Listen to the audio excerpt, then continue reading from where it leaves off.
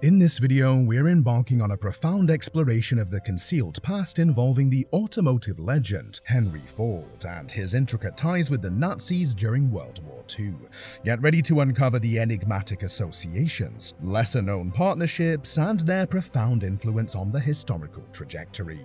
Prepare to be astonished by the hidden narratives lurking beneath the surface, encompassing Ford's financial backing and his unsettling ideologies. This historical revelation promises to reshape your perception of one of the most influential figures of the 20th century, unveiling the obscure truths that history often conceals.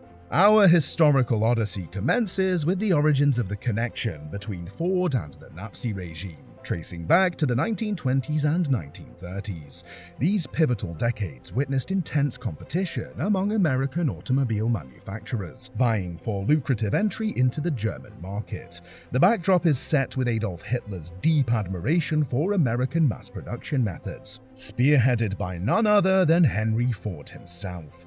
In 1903, Ford's visionary introduction of the moving assembly line revolutionized car manufacturing, reducing the production time from a staggering 12.5 hours to a mere 93 minutes. Hitler's profound fascination extended to Ford's anti-Semitic writings, with the Führer candidly stating, "I regard Henry Ford as my inspiration," during a pre-chancellor interview in 1933.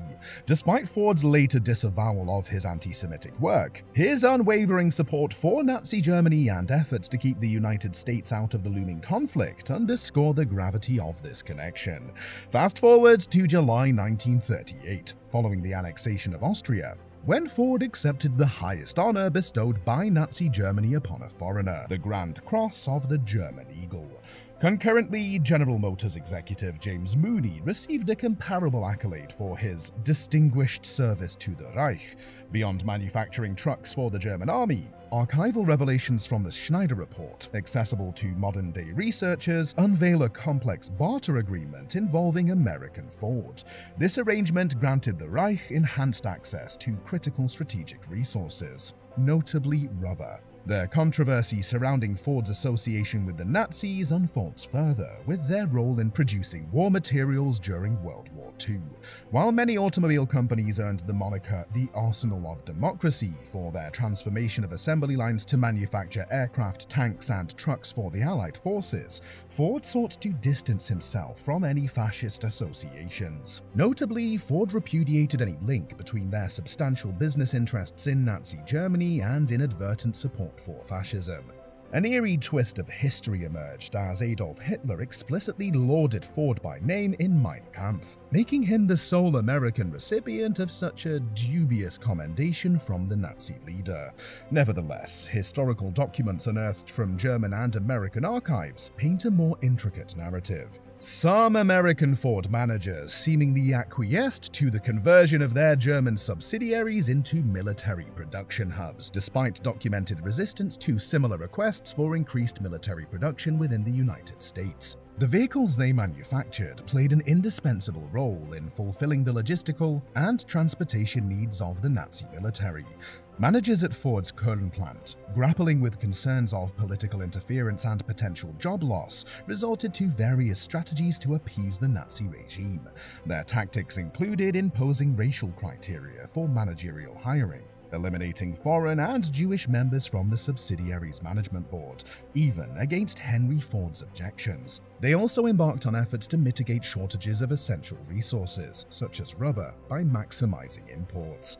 Finally, Ford's German operations directed their focus on exporting products, aiding the Nazi government in obtaining foreign currency for material acquisitions. These endeavors were driven by the hope of garnering a more favorable stance from the German government and safeguarding their positions. The significance of this historical revelation becomes profoundly evident when we consider the pivotal role played by vehicles crafted by the big three motor companies, General Motors, Ford, and Chrysler, in the massive military mobilization effort of American GIs during their invasion of Europe in June 1944. A disconcerting revelation unveils that the very adversaries they faced were operating trucks manufactured by Ford. Upon the liberation of Ford facilities in Köln and Berlin by the US Army, A chilling scene came to light. Behind barbed wire lay destitute foreign workers, while company documents openly praised the genius of the Führer. Investigator Henry Schneider's U.S. Army report, dated September 5, 1945, pointedly accused the German branch of Ford of serving as an arsenal of Nazism, at least for military vehicles. As the war's tumultuous narrative continued, the operational landscape for U.S. corporations like Ford in Germany became increasingly challenging. Pressured by Berlin, Ford embarked on extensive efforts to present their subsidiaries as authentically German. In a captured Nazi document, an astonishing revelation was unveiled. In 1939, German Ford offered a personal gift of 35,000 Reichsmarks to Hitler, commemorating his 50th birthday. Following the outbreak of World War II in September 1939, Ford's role assumed paramount importance in bolstering the German military. This is corroborated by contemporaneous German records and post-war investigations conducted by the US Army. Astonishingly, in June 1940, after the fall of France, Henry Ford himself declined a US government-approved proposal to license the production of Rolls-Royce engines for British fighter planes, according to accounts provided by his associates. The story takes a grim turn as we delve into life within Ford plants in Germany. The dependency on forced labor escalated significantly. Elsa Ivanova's harrowing experience epitomizes the horrors endured. At the tender age of 16, she was forcibly taken from her home in the southern Russian city of Rostov by German soldiers in October 1942, alongside hundreds of young women destined to toil at the Ford facility in Köln. The conditions were horrendous. They crammed us into barracks with 3-tier bunks, she recollected in a telephone interview. It was bitterly cold, and they provided scant sustenance, coupled with no pay. Our youth and resilience were the sole factors enabling our survival. In an official statement, American Ford acknowledges that Ivanova and others were subjected to a painful and harrowing ordeal at its Köln plant.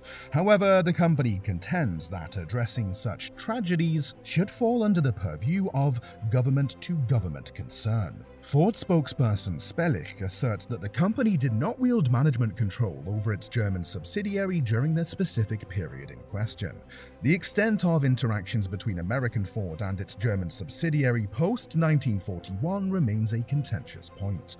Economic historian Simon Reich, from the University of Pittsburgh, acknowledges the absence of conclusive proof regarding American Ford's authority over its Köln plant beyond September 1941. Nevertheless, he asserts that both Opel and Ford made extensive efforts to curry favor with the Nazi regime. Mel Weiss, the attorney representing Ivanova, posits that American Ford indirectly profited from the forced labor at its Köln facility due to the overall uptick in the value of its German operations during the war. He highlights Ford's eagerness to seek compensation from the US government post-war for losses incurred from bomb damage to its German plants, arguing that this makes the company equally responsible for any gains stemming from forced labor.